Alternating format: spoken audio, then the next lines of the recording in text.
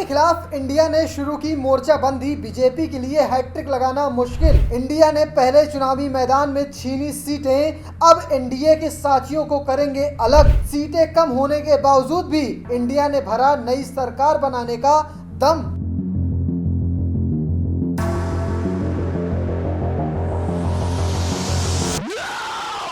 लोकसभा चुनाव 2024 के लगभग परिणाम साफ हो चुके हैं। इंडिया जहां उन्हें बहुमत तो नहीं मिला, लेकिन एनडीए बहुमत के पार है।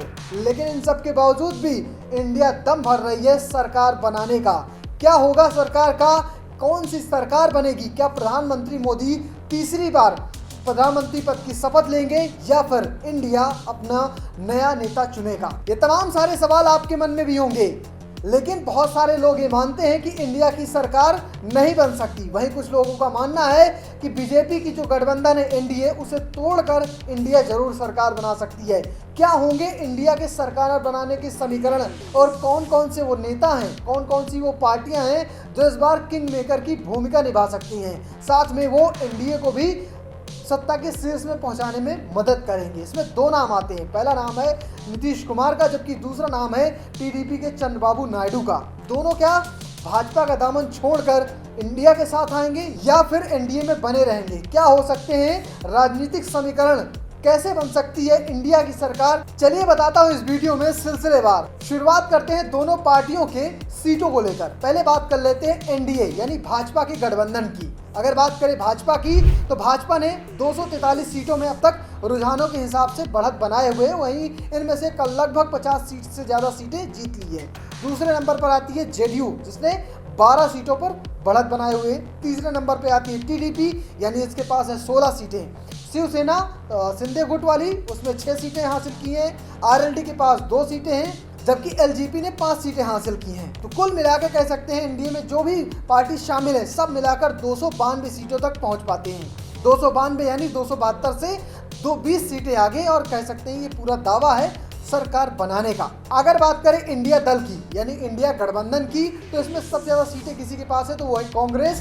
कांग्रेस फिलहाल तक 100 सीटों पर अपनी बढ़त बना रही है। इसमें से कई सारी सीटें उसने जीत ली हैं। और उससे दूसरे नंबर पे आती है सपा, 34 सीटें हैं। टीएमसी 29 सीटें हैं। डीएमके 22 सीटें हैं। शिवसेना उद्धव गुट 9 सीटें हैं। एनसीपी शरद पवार 7 सीटें हैं। सीपीएम के पास 4, आरजेडी के पास 4।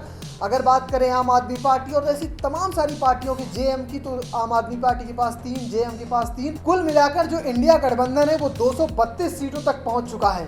कह सकते हैं बहुमत से 40 सीट दूर। लेकिन क्या इस 40 सीट के बावजूद भी इंडिया की सरकार बन सकती है? तो जवाब है हाँ, बन सकती है। पर कैसे बनेगी? थोड़ा मुश्किल है, थोड़ा पेचीदा है, लेकिन संभव कुछ भी है, क्योंकि हमने पूर्व में ऐसा देखा है कि किसी की भी सरकार बन सकती है जिसके पास 10 से 20 विधायक या कहें 10 से 20 सांसद हों। तो चलिए बात कर लेते हैं इस बार किंग मेकर कौन बन सकता है। पहला नाम आता है टीडीपी का, जिसके पास 16 सांसद हैं। दूसरा नाम आता है जेडीयू का, जिसके पास 12 सांसद हैं। कुल मिलाकर 28 सांसद।